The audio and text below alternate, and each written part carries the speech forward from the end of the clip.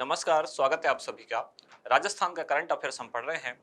सितंबर 2023 हमने शुरू किया था। पिछली 2 क्लासेस में कंप्लीट हो चुकी है। वहीं से आगे कंटिन्यू करते हैं। आज की क्लास का पहला प्रश्न है, होलोग्राफिक टेक्नोलॉजी वाला देश का पहला म्यूजियम जिसका नाम है गांधी वाटिका, कहाँ बनाया गया है? आपके ऑप्शन है जयपुर, जोधपुर, उदयपुर या फिर अजमेर।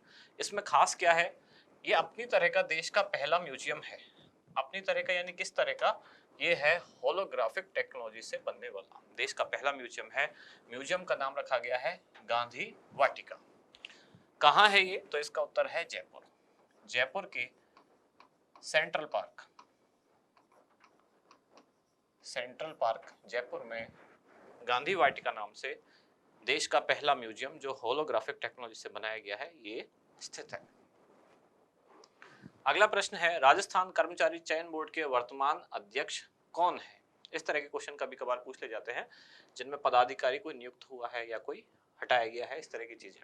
ऑप्शन है आपके हरिप्रसाद शर्मा, आलोक राज, संजय श्रोत्रिय या फिर डीवी गुप्ता।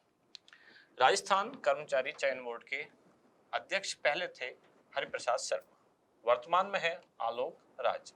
संजय श्रुति है, ये है आरपीएससी के चेयरमैन। और डीवी गुप्ता ये कौन है? राजस्थान के मुख्य सूचना आयुक्त। राजस्थान की बात हो रही है तो राजस्थान के मुख्य सूचना आयुक्त। चारों पदाधिकारियों को आप नाम रखें, चारों नाम इंपॉर्टेंट है। हरिप्रसाद शर्मा ये भूतपूर्व हो गए अध्यक्ष, किसके? ये भूतपूर्व अध्यक्ष हैं राजस्थान कर्मचारी चयन बोर्ड के पूर्व अध्यक्ष। आलोक राज वर्तमान अध्यक्ष हैं। आरपीएससी के चेयरमैन संजय श्रुति और डीवी गुप्ता मुख्य सूचना आयुक्त हैं। अगला प्रश्न है, निम्नलिखित में से किसे राजस्थान विश्वविद्यालय की पहली महिला कुलपति बनने का गौरव प्राप्त हुआ है? ये काफी इंपॉर्टेंट प्रश्न है और असिस्टेंट प्रोफेसर वाले एग्जाम के लिए और ज्यादा खास हो जाता है, क्योंकि विश्वविद्यालय का कुलपति बनाया गया और बनने वाली पहली महिला भी है। महिला अगर कहीं पहली है राजस्थान से तो वो प्रश्न इंपॉर्टेंट हो जाता है। आपके ऑप्शन है डॉक्टर हरप्रीत कौर, प्रोफेसर अल्पना कटेजा, वीनू गुप्ता या फिर सोनल कुकरेजा। राजस्थान यूनिवर्सिटी की पहली महिला कुलपति बनी है प्रोफेसर अल्पना कटेजा। डॉक्टर हरप्रीत कौर ये कौन है? ये जोधपुर में स्थित जो नेशनल लॉ यूनिवर्सिटी उसका कुलपति इनको बनाया गया है, डॉक्टर हरप्रीत कौर। वीनू गुप्ता ये कौन है? ये real estate, Rajasthan real estate regulatory authority यानी कि रेरा के अध्यक्ष इनको बनाया गया है। सोनल कुकरेजा ये कौन है? ये लीवा मिस दीवा सुपर नेशनल 2023 का खिताब इन्होंने जीता। तो इसका उत्तर क्या हुआ? अल्पना कटेजा। नाम जरूर ध्यान रखें, काफी इंपॉर्टेंट है। पहली महिला कुलपति बनी है राजस्थान यूनिवर्सिटी की। मिस अर्थ इंडिया 2023 का खिताब जीतने वाली राजस्थान की पहली महिला प्रियन सेन का संबंध किस जिले से है? ये भी राजस्थान की पहली है और महिला है। मिस अर्थ इंडिया 2023 का खिताब जीतने वाली राजस्थान की पहली महिला प्रियन सेन का संबंध किस जिले से है? जयपुर, सीकर, उदयपुर या फिर अजमेर। इनका संबंध है सीकर से। ये प्रश्न भी इंपॉर्टेंट है। हाल ही में अफ्रीका महाद्वीप की सबसे ऊंची चोटी माउंट किलिमंजारो पर तिरंगा फहराने वाले भवानी सिंह शेखावत का संबंध किस जिले से है? भवानी सिंह शेखावत पर्वतारोही हैं जिन्होंने अभी अभी अफ्रीका महाद्वीप की सबसे ऊंची चोटी पर तिरंगा फहराया, जो कि राजस्थान के सीकर जिले से संबंधित है। राजस्थान साहित्य अकादमी उदयपुर द्वारा वर्ष 2023-24 का मीरा पुरस्कार किसे प्रदान किया गया? आपके ऑप्शन है वेदव्यास, चेतन औदिच्य, राघवेंद्र रावत या फिर रतन कुमार सांभरिया।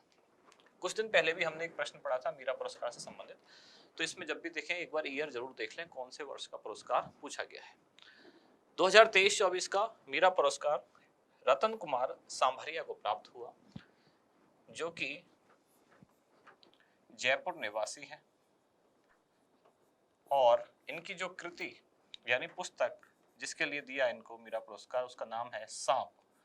और ये पुस्तक क्या है? ये उपन्यास है।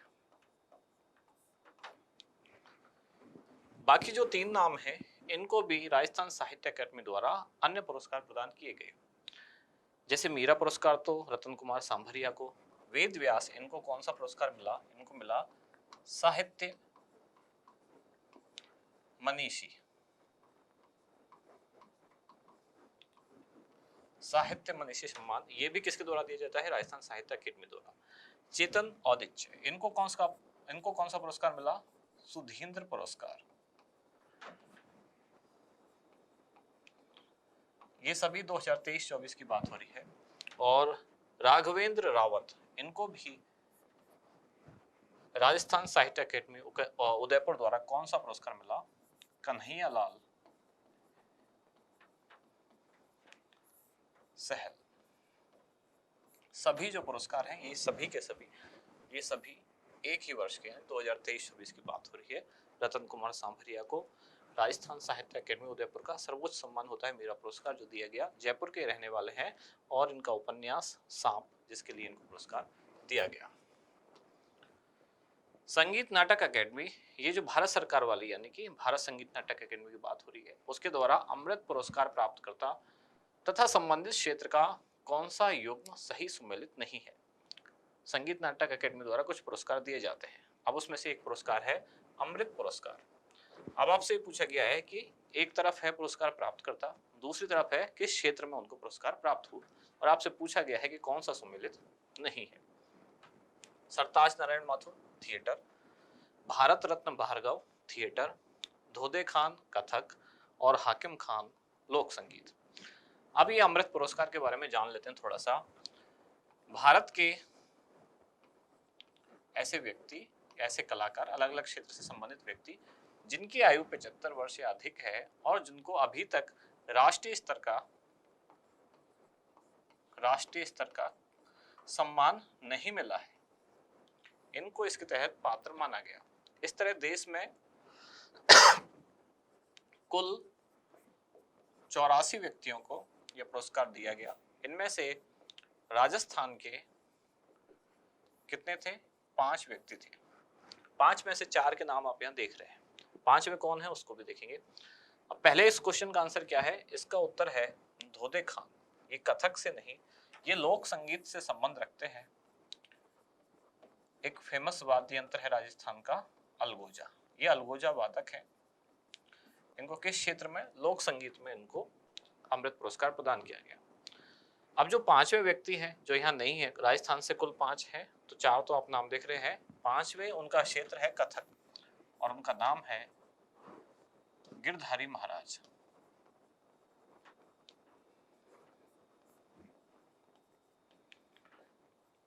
इस तरह से राजस्थान के 5 व्यक्ति, पूरे देश में कुल 84 व्यक्तियों को दिया गया अमृत पुरस्कार। संगीत नाटक अकादमी नई दिल्ली द्वारा दिया गया है।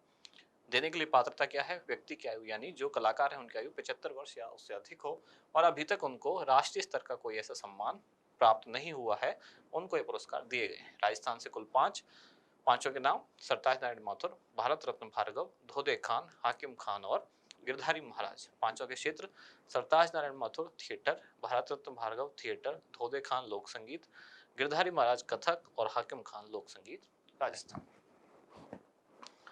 अगला प्रश्न है, राजस्थान संगीत नाटक अकादमी का सर्वोच्च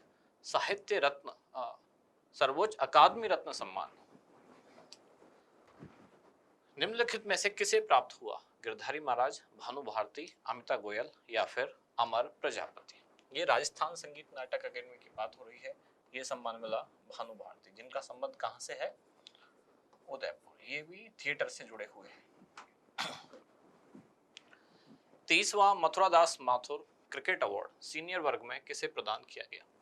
अब यहाँ तो क्रिकेट लिखा हुआ ही है, कई बार इतना भी पूछ लिया जाता है कि मथुरादास माथुर अवार्ड जो है किस क्षेत्र में प्रदान किया जाता है? क्रिकेट में यह अवार्ड प्रदान किया जाता है। अब आपसे पूछा गया है सीनियर वर्ग में किसको दिया गया? ऑप्शन है मानव सुथार, मुकुल चौधरी, परवेज हलानी या अनिकेत चौधरी।